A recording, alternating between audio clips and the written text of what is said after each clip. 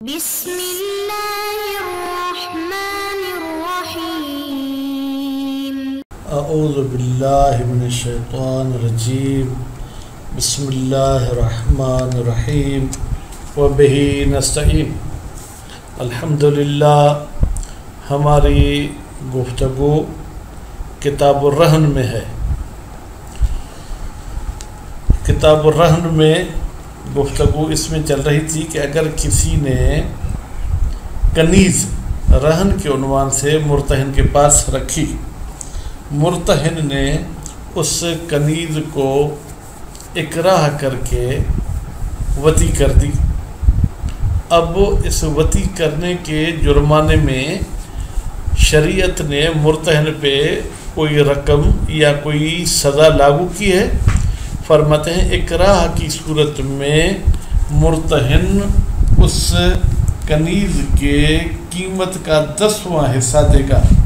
اگر 1 لاکھ اس کی قیمت ہے تو 10,000 روپے دے گا، اگر 2 لاکھ قیمت ہے تو 20,000 دے گا۔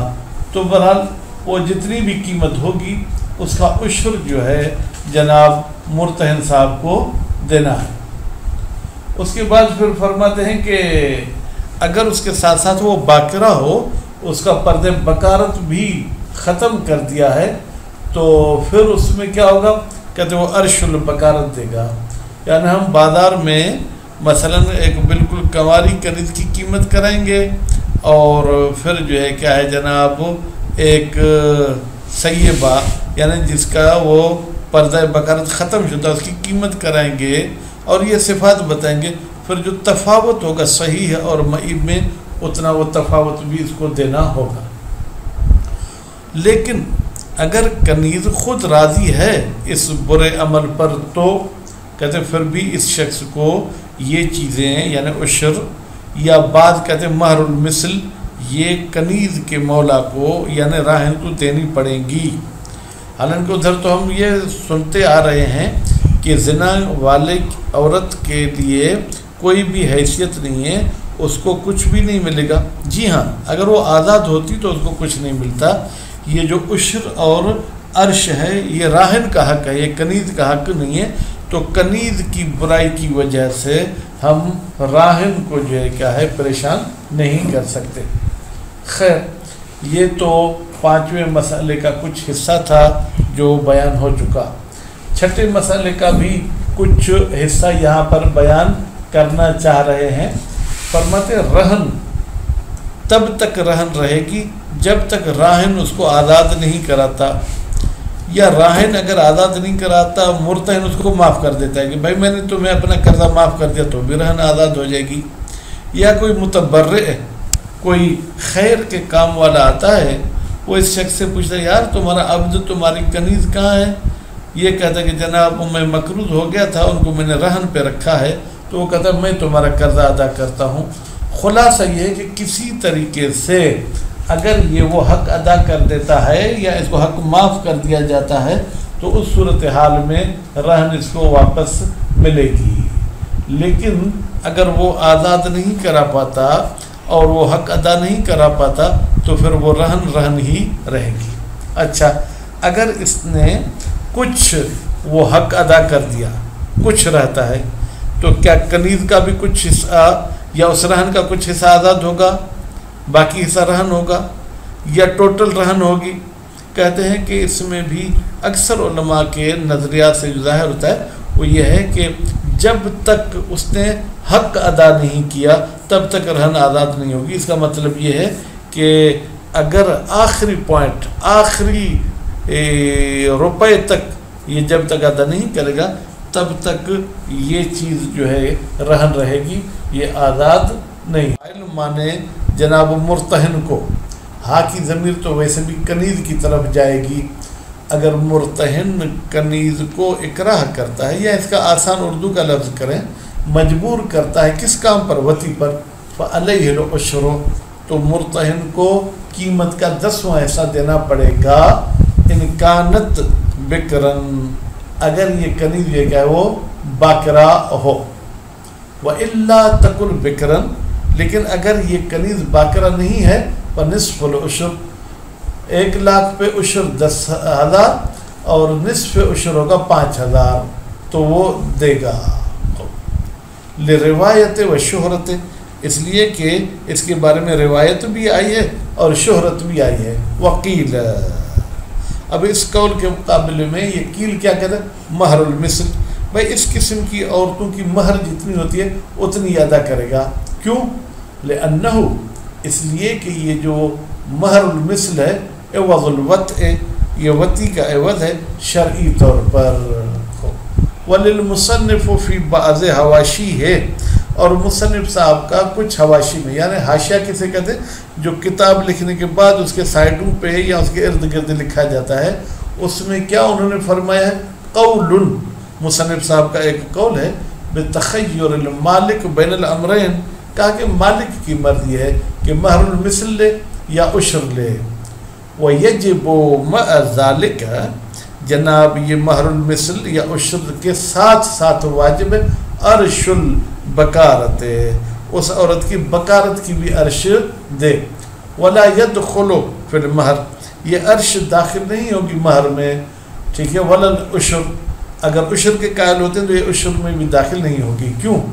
لأنہ اس لیے کہ یہ جو عرش ہے یہ حق و جنایت یہ جنایت کا حق ہے.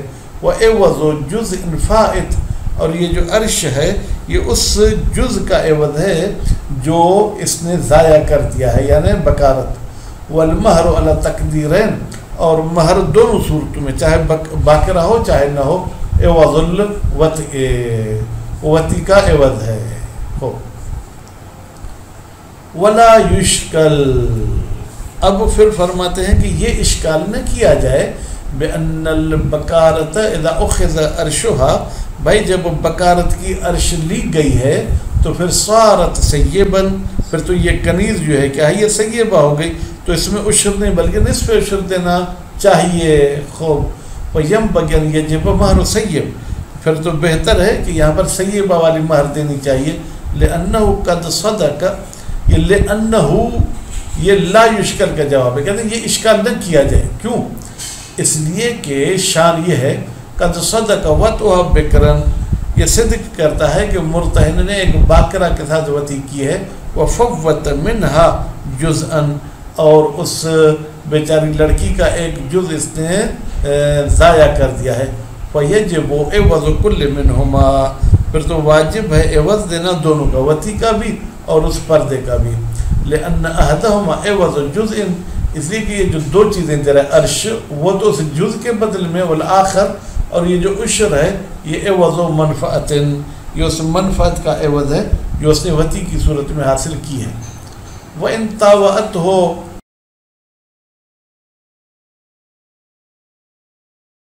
کی اطاعت کرتی ہے راضی ہو جاتی ہے کہ ہاں ٹھیک ہے یہ ہو جائے فلا شیء تو پھر مرتہن پر کچھ چیز لازم نہیں ہوگی. کیوں؟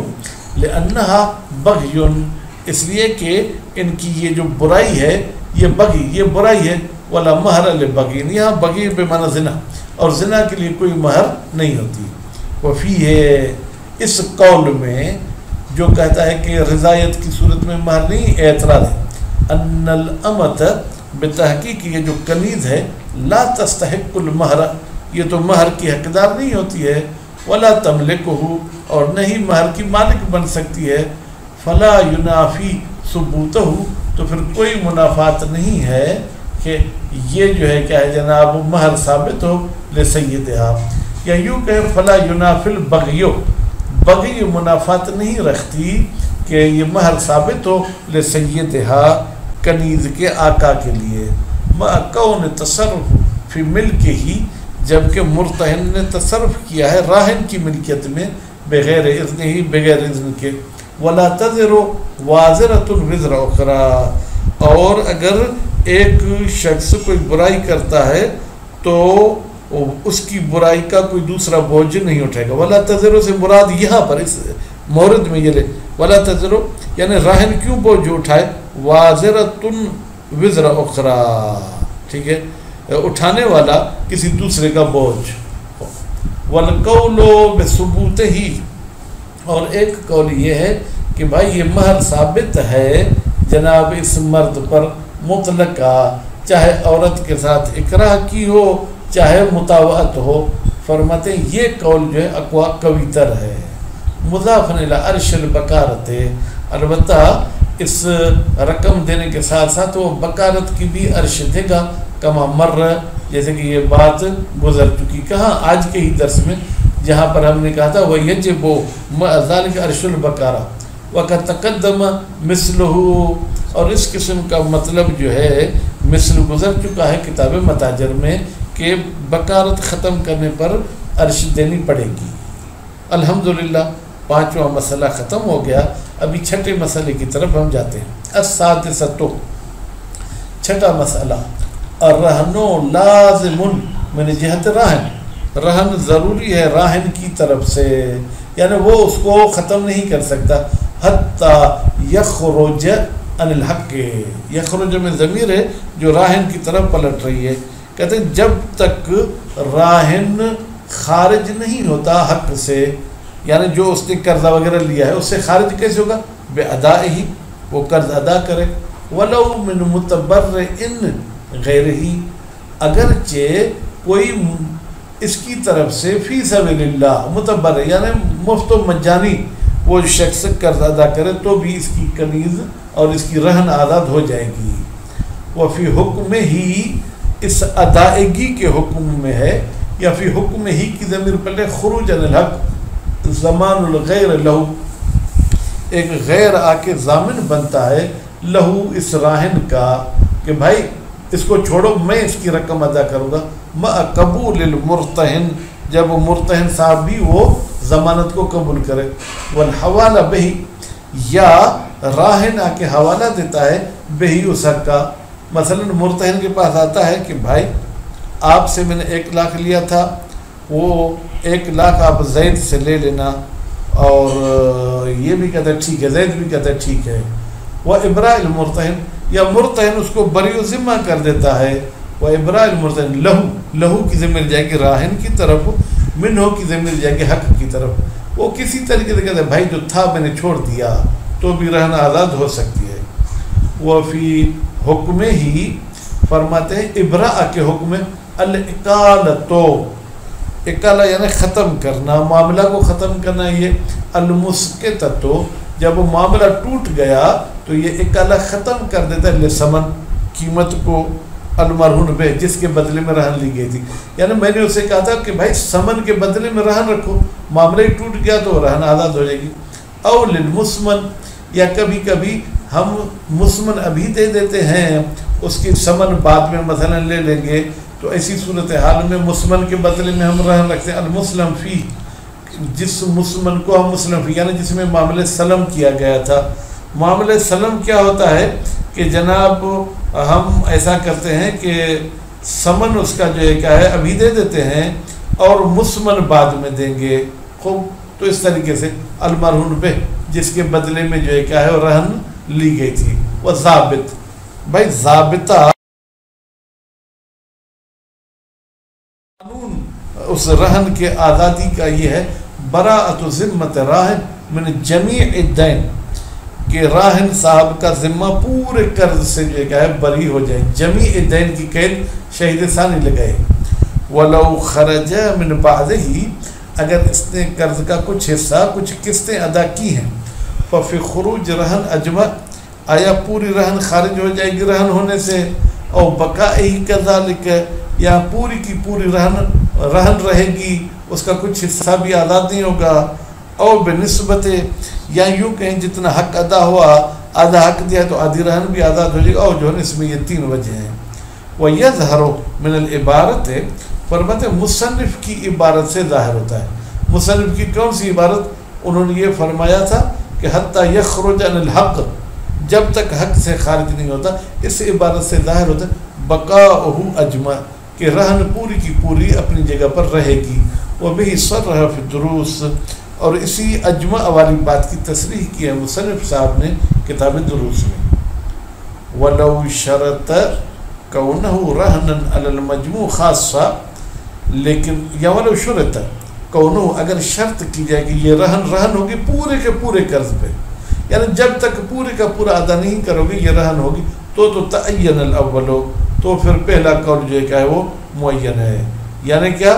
یعنی کہ بھائی جو ہے نہیں، اگر آپ نے کہا تھا کہ اگر یہ میرا 1 لاکھ قرض تمہاری طرف رہا تو یہ رہن میرے پاس رہے گی، اگر اس نے 50,000 دے دیا تو پھر بھائی ہم کہیں گے یہ رہن جو ہے کیا ہے خارج ہو گئی. کما انه لو جعله رہنا علی کل جزء منه، جس طریقے سے اگر رہن کو ہر جز پر رکھا گیا ہے فثانی، تو پھر دوسرا قول جو ہے کیا ہے جناب وہ ہو جائے گا.